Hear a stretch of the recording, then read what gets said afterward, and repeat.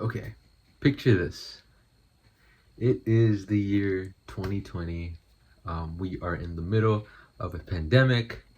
You are probably out of school, or maybe you just graduated or something. You're on the phone with your friends, maybe playing Among Us. Maybe you're scrolling through TikTok and seeing what's new with Addison Rae and Bryce Hall. Maybe you're looking through dance videos of Noah Beck, or maybe you're into the James Charles type of makeup stuff. Occasionally you go outside, chill, maybe listen to the radio, turn it on. As you turn on the radio, you're hearing a bunch of different songs.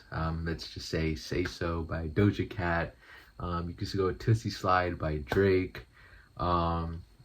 Just a lot of these other songs that you would hear. Maybe you're on your own time listening to Deathbed by Powfu, or something like that. As you're on listening to the radio, whether you're in your room, whether you're outside, whether you're downstairs, you come across this artist, British male artist, who is singing about fruits. Not only that, you turn on your YouTube, you probably go, search through whatever YouTube videos you want to watch. This is 2020, you're in the pandemic and all that, and you see another song by this same British male artist, and instead of talking about fruits, he is serenading a fish. Ladies and gentlemen, I want to talk about what I think is one of the greatest pop albums of all time, Fine Line by Harry Styles. What is up, you guys? This is Noah. We are back in the channel today, and today I want to be talking about something I've really been wanting to talk about. About a few months ago, I'd say a month or two, we had done a review video for the album by Harry Styles called Kiss All the Time, Disco Occasionally. I kind of just found it interesting and I wanted to talk more about it. I think, I guess as we're seeing time unravel, we're about 2 months after the album release, and I wasn't able to say this at the time when I was filming the video for the review, but I can say this now. This, by far, out of the 4 albums that he's ever dropped, is probably the most mediocre in terms of public success and in terms of just like the mass appeal. This album, to me, I felt like it just fell flat, like on a media level and on a success level, compared to a lot of his previous albums. And he hasn't gone on tour yet, which could change things. I know he's a very charismatic performer, so that does weigh into kind of how his numbers do.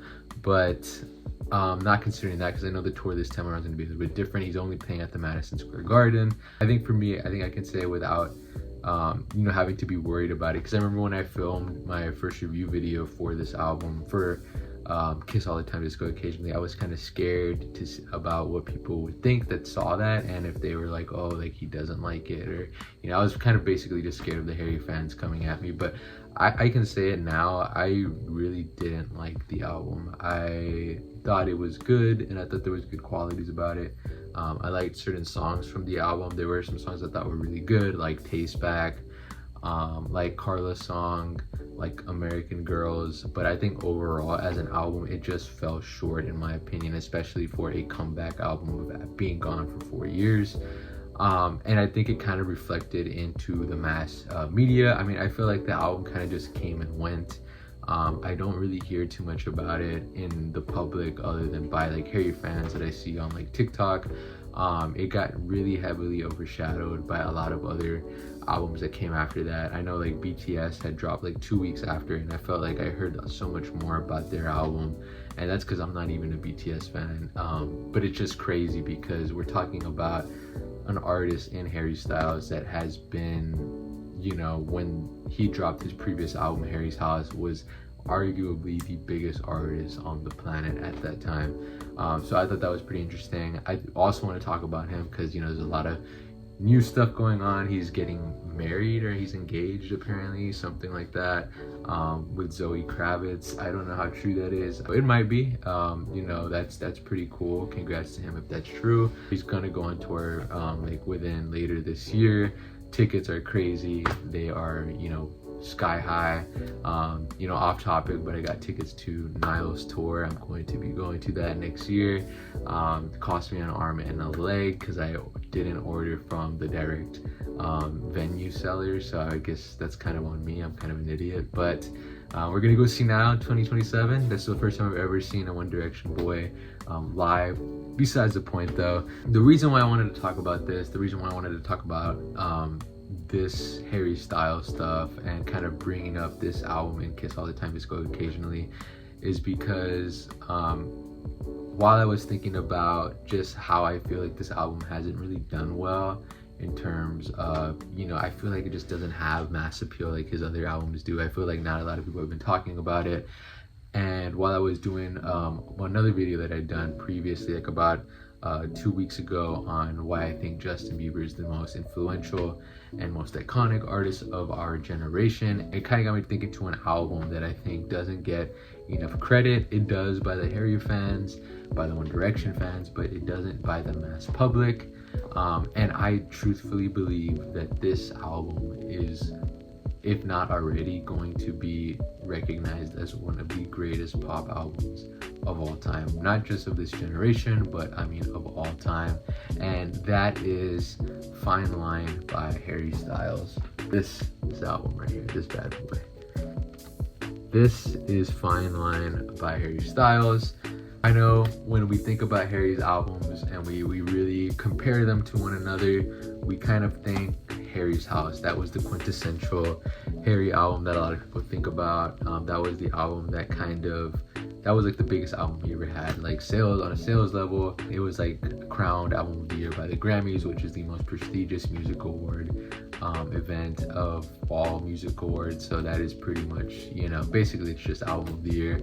But I do want to say, and hear me out on this, we're gonna go through a whole story. I'm gonna be yapping a lot.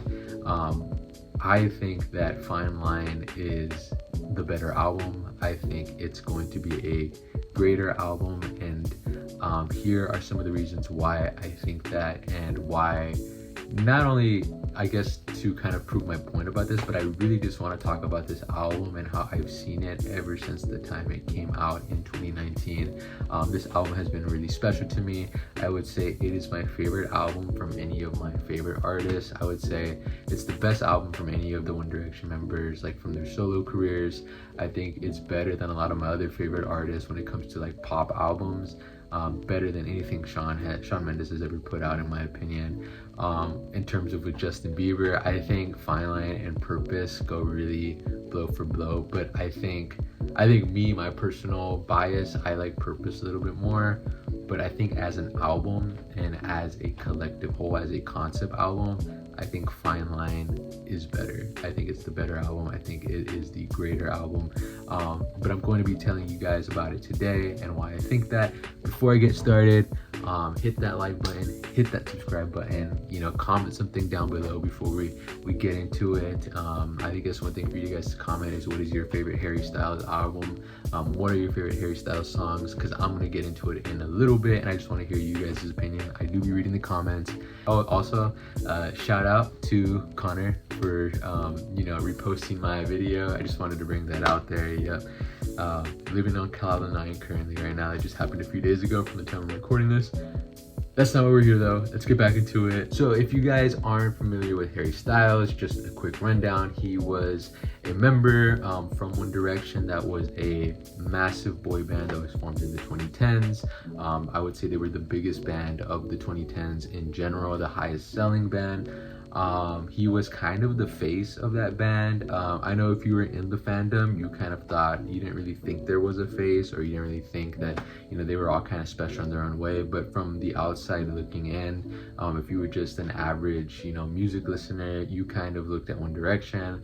For the majority of people, the first person they thought of was Harry Styles. He was the golden prodigy. He was the golden boy. He was kind of what rivaled Justin Bieber in the early 2010s, mainly because of just how charismatic he was. He was one, really good looking, really down to earth, and just had a very calm personality, very nice. He had a lot of high profile relationships, and was kind of just one of the more stronger ones vocally from the band. When the band broke up in 2016, they all went their separate ways. Harry ended up dropping a single called Sign of the Times, which was a pretty big song for 2017. It did some pretty good numbers. He had dropped his first album, HS1, in 2017. That was kind of a hit, but wasn't a crazy hit. It didn't boost him to the mainstream. It didn't really boost him to like the success that he was having in the One Direction days. But the album that did, and the album that we're going to be talking about, is Fine Line. That was his second album that he released in 2019. I think it was like December 2019, kind of before COVID had happened. I was in 8th grade at the time. When Fine Line came out, this album skyrocketed his career. It blew him up. He's always been like massive, but I would say it took him back to the heights of One Direction, if not maybe even higher. The album debuted #1 in over 20 countries. It spent over 100 weeks in the US charts. If you really think about that, that is a very, very long time. 7 out of the 12 songs on this album got radio play, so basically 7 out of the 12 songs were heard by the mass public. They were mainstream. You didn't have to be a Harry fan, or you even listen to his music like that to kind of know about these songs.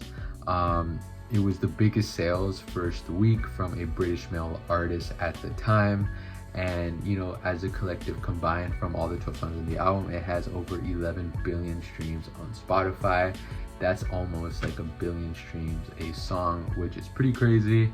Watermelon Sugar, one of the singles or one of the songs from that album, won a Grammy Award for the best pop solo performance.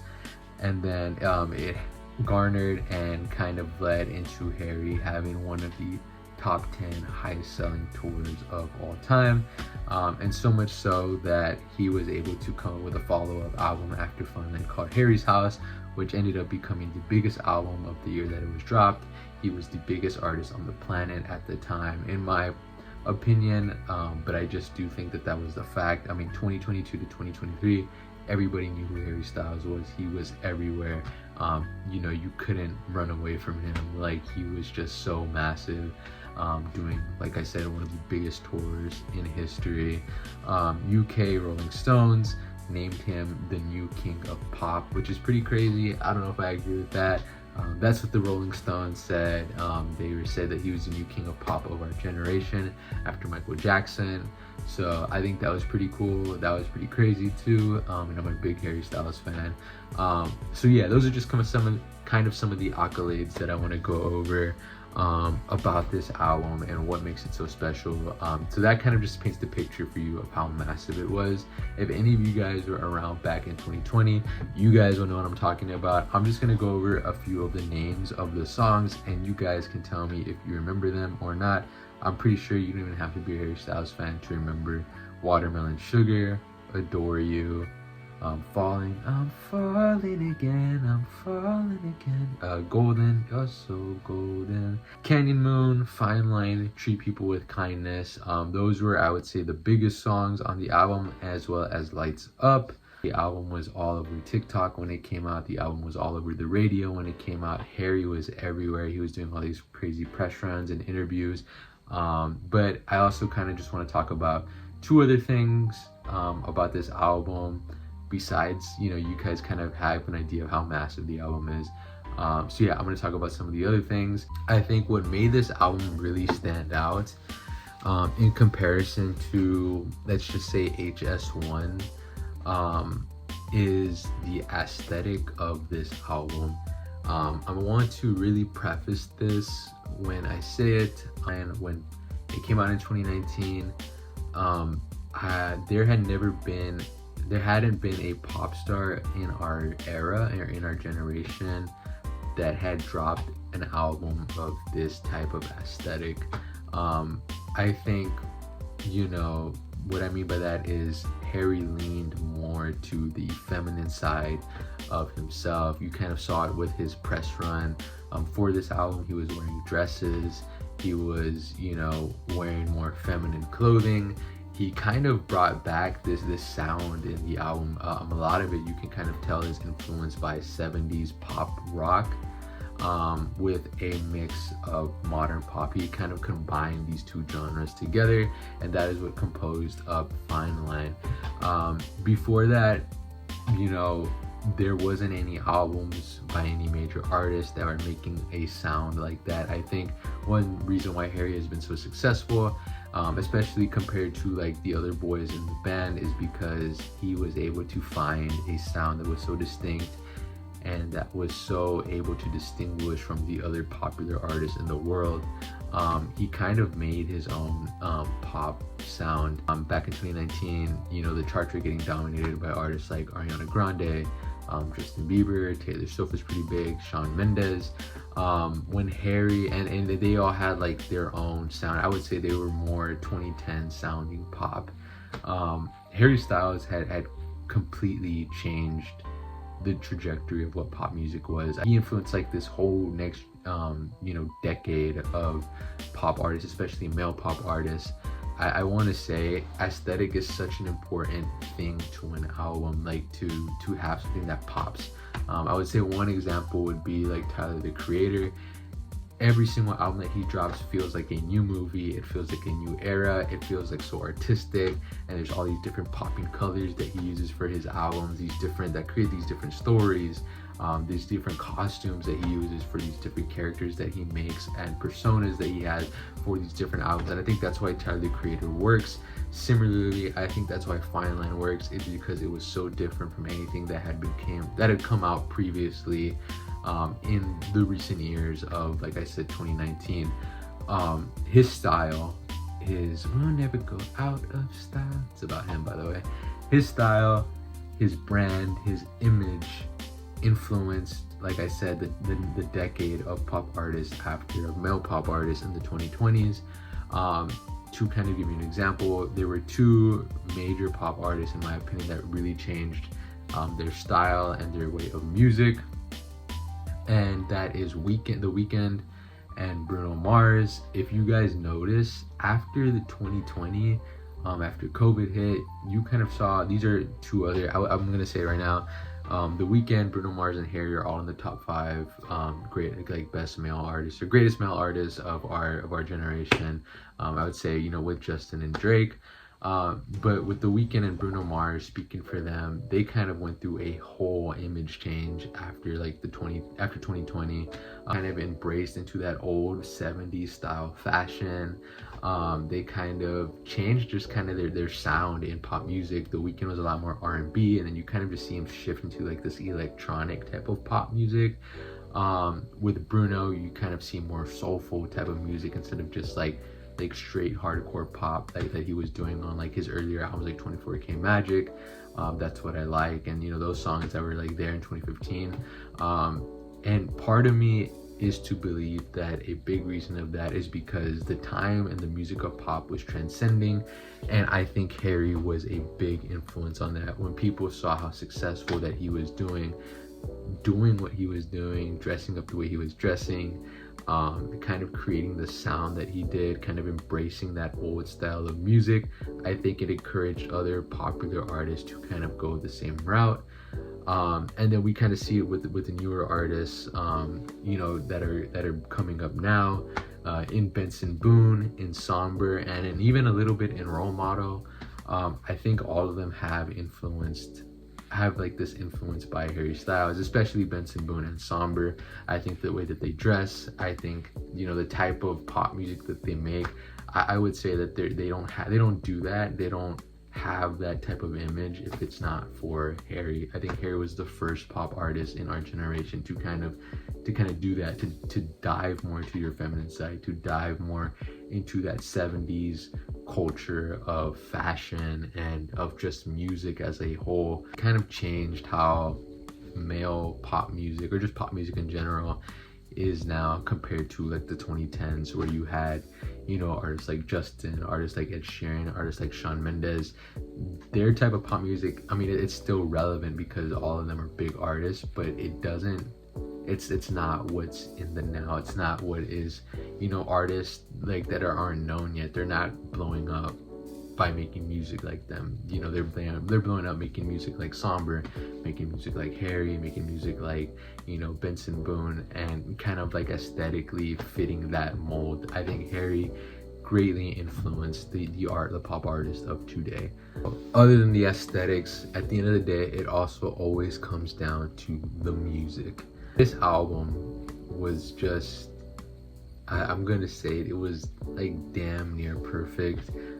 And in the way that it has, on a surface level, this album, if you've never listened to it before, I highly recommend. This is like the album that I always suggest for people that have never listened to Harry's music. It gives you a mix and variety of all these different emotions. It kind of grasps you in. If you're looking for something fun and like for something poppy, you have tracks like Golden, you have tracks like Adore You. If you're looking for something like, if you're emotional, if you just got your heart broken, there's Falling, there's Cherry. If you're looking for stuff that's also fun and upbeat, you got songs like Treat People with Kindness. And then there's the last track on the album, which is the title track of the album, Fine Line, which is one of the best songs, in my opinion, of the modern era. It's the best song to end an album, one of the most beautiful songs I have ever heard. This song was just special. There was so much different variety of emotions that this album captures, so many different feelings. The writing on this album, for a pop album, we're not even comparing it to hip-hop terms, or, you know, you kind of have more lyrical songs. Harry has such a thing where his music, it just conveys a message without just saying it so directly. He has this talent to kind of keep this like mystery about him, where he's able to kind of write songs with hidden messages behind it, or you have to kind of like really listen to it to pick up on a surface level. I would say a song would be Watermelon Sugar. That's like very fun and like, you know, a really cool song. That's kind of a simple one, easily digestible lyrics wise, and he's talking about sex, you know, but it's never implied, it's never said in that album or in the song. I mean, you kind of just know like, oh, Harry's talking about sex by the certain innuendos that he, you know, implies in the lyrics, by the certain things that he says, by the way that he sings the lyric. You can kind of just see like, okay, you know, you make out 2 and 2. When this album came out, I had never seen an artist like that, and I think that's why he blew up so big. I know a lot of people might say like, you know, it was very performative of him, or, you know, he was just trying to appeal to the LGBTQ audience, which, I mean, may be true. I mean, I don't know, but I will tell you one thing, it worked. But it didn't only work because of that. I think it worked because this was new. This had never been seen before, and this was interesting, you know. If we look at the tracks from 1 through 12, there's 12 songs on this album. The thing that I've always stressed about with my friends and with my family, and really anybody that's ever heard me talk about this album, the reason why I like this album so much is because this album tells a story if you listen to it from beginning to end. When I first heard this album like that, I had never really understood it, or I never really got the grasp of it. It kind of just flew over my head. And then I remember I saw a reaction video that was posted by you know, YouTuber. His name is Anthony Eakin Jr. If you guys know who that is, he used to do One Direction reactions and, you know, Taylor Swift reactions. I used to watch some of his videos. I thought it was really cool. Shout out to him. In his reaction video, he says that this album, after he had reacted to Fine Line, felt like it was telling a story about a couple that it discovers like the feeling of love and the purity of love, the happiness of love, like that honeymoon phase, that joy that you get from being with another person. And to kind of explain that, like, let's go track by track. You start off with Golden. That is the intro to the album. Golden, he's kind of like, Harry is kind of like in a lyrical way, kind of discovering like love is the answer, like love is what I've been searching for, and it's what I need. Like this is why I'm here at the time that I'm here. You kind of just see him so infatuated with this person. Let's just say, like, let's just say Harry is this guy and he's so infatuated with this woman. She is golden to him, like, just the way that he sees her, the way that he looks at her.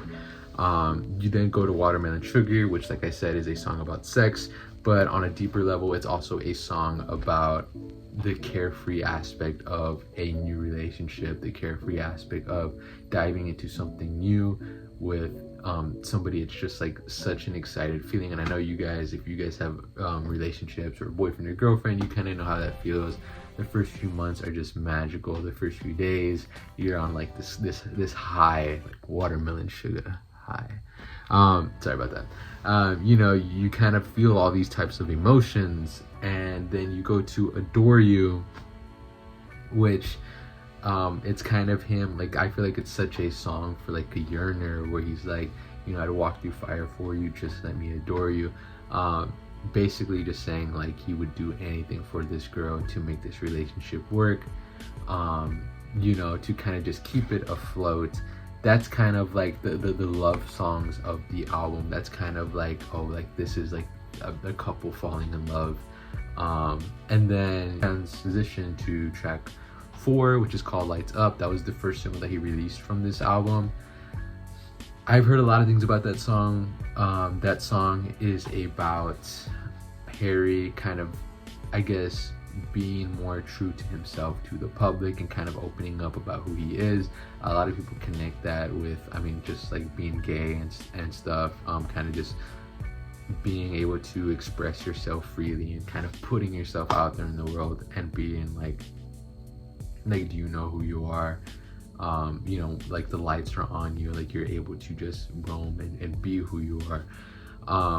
I also think in another aspect, this song, you can also connect it to like just finding yourself.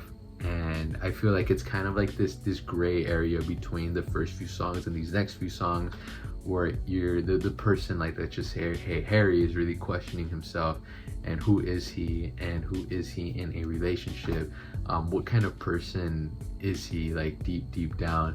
And you can kind of see this is like kind of where the problem starts to arise in the relationship. You then go to the next tracks, Cherry and Falling, which are heartbreak songs.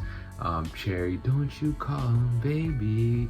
Kind of like seeing from Harry's perspective, seeing that girl fall for another guy, having to move on from the relationship that was once so special and so pure to him, once at the top of his life.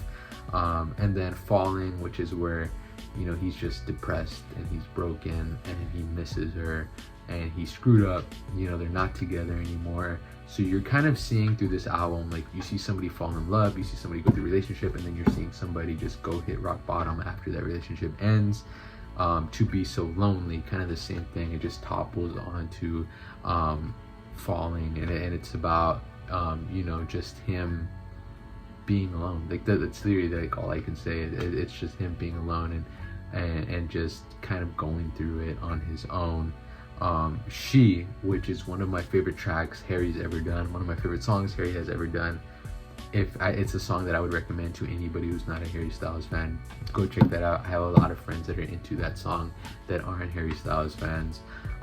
This song is the most special song to me on the album, other than Fine Line.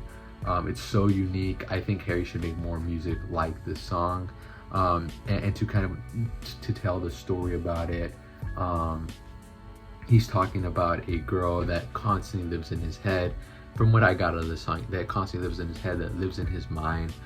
The image, the thought of her, it's in him. He thinks about it all the time, but she's not. The physical being of her is not there. It's not there anymore. Like, it's like he's stuck. And that kind of goes to the message of heartbreak. Like, this is what breaking up feels like. It's like you're infatuated with a person, you lose them, you're gonna think about them all the time, and then we go to Sunflower, which I kind of looked at it, and Anthony Aiken Jr. looks at it too. as going home and kind of finding yourself again. He's kind of learning to let that relationship go. It's like your flower just died. I plant new seeds in your memory. Basically, like the memory of you, the thought of you in my mind all the time, like that's gone. I'm going to do like stuff to occupy myself. I'm going to join hobbies. I'm going to talk to friends. I'm going to be more present with my family. I'm going to talk to new people.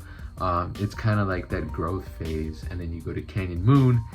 That's such a fun song. You know, it kind of feels like just going home and just, you know, finding yourself again and kind of just learning to be okay with yourself. And then Treat People with Kindness. Another song that's just about treating people with kindness, you know. Some of the lyrics on there are kind of weird, but it's really fun. It's really upbeat.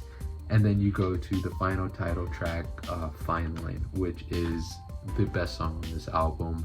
The song is just kind of about, he talks to the girl again, and it's kind of just about learning, like, hey, like, we didn't end the best, our relationship's over, but I still really deeply care about you, and I still think you're always going to be a part of me in my heart. You're always going to be there. I'm always going to support you, and we're always going to be there for each other, even if we're not there for each other all the time, like as in a relationship, like kind of just like learning to mutually respect one another.